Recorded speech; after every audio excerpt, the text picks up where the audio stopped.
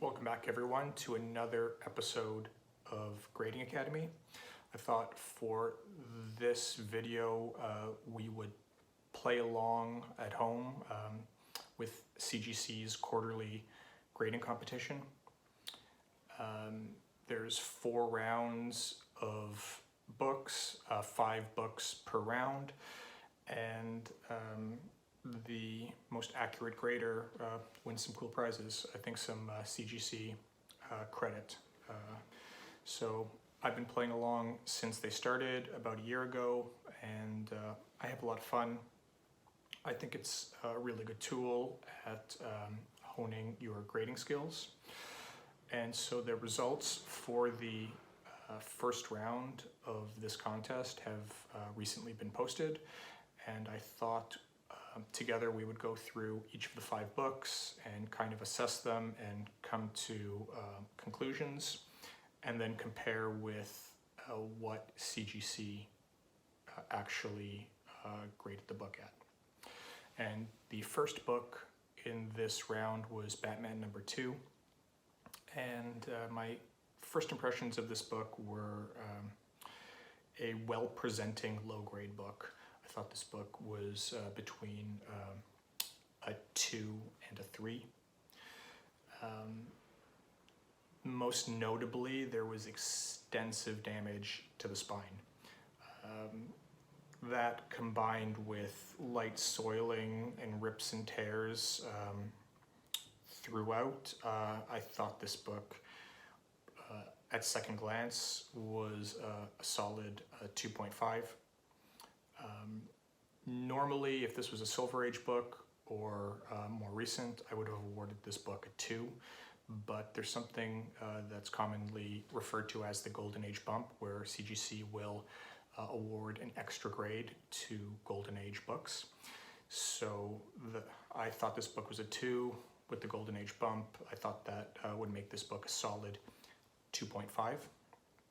I don't know what you think at home, but I undergraded this book. CGC came to a grade of 3, and I mean, personally speaking, I'm not the authority. I think that's a little too generous, considering that the cover is completely detached.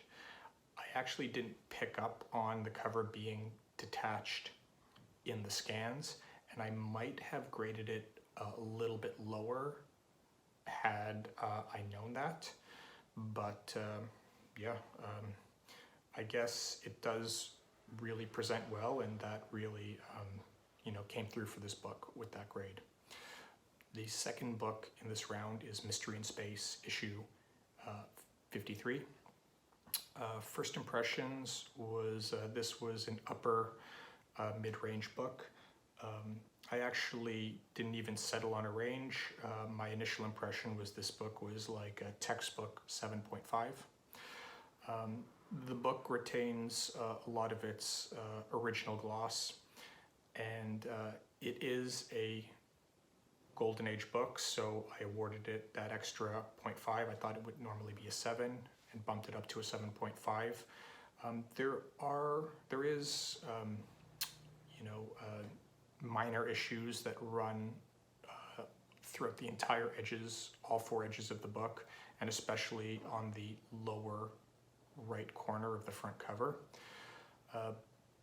But CGC actually graded this book a 6.5 because, and I think legitimately, because I missed that this book had cover tanning, and I didn't pick up on that on the front cover, but on the back cover, upon looking at the scans again, there's definitely cover tanning, and I really wish I would have spotted that, because I certainly would have deducted 1 or 2 grades, and that would have helped my score.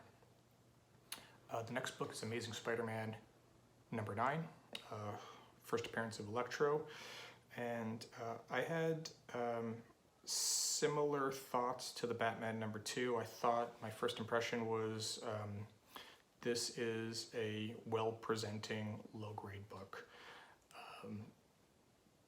Different defects, the main issues with this book are extensive creasing throughout the front cover, and on the back cover I just couldn't get over the pair of stains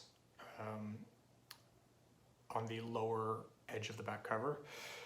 My initial impression of this book was in the 3 range, and I thought with the staining that it could go no higher than a 2.5.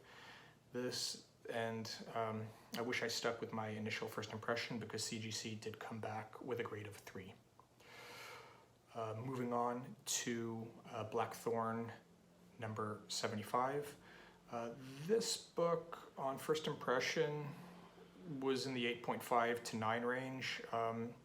It had all the telltale signs of like a very fine plus book, just minor wear along the corners, still retaining a lot of its gloss, but when I looked at it the next day, I just couldn't ignore the scuffing. There was moderate scuffing that runs the entire length of the front cover spine, especially around the staples, and because of that I had to go down to an 8, and I'm glad I did, because the book was given a final grade of 8, so it always feels good to get a bullseye.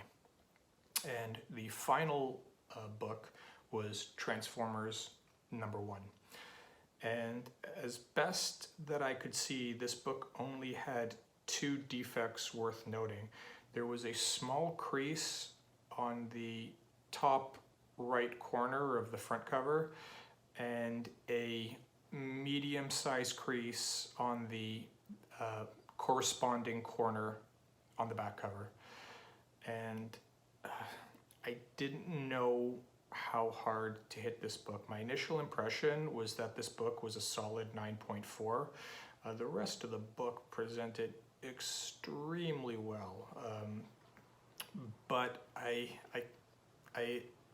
deducted 1 grade because I thought that it wasn't good enough for a near mint book, and I didn't hit it hard enough because this book came back a 9.0. I thought that was a little harsh in my opinion, because I figured, you know, if this was an in-between book, the fact that it presented so well would bump it up to the 9.2. Not the case. So after the first round,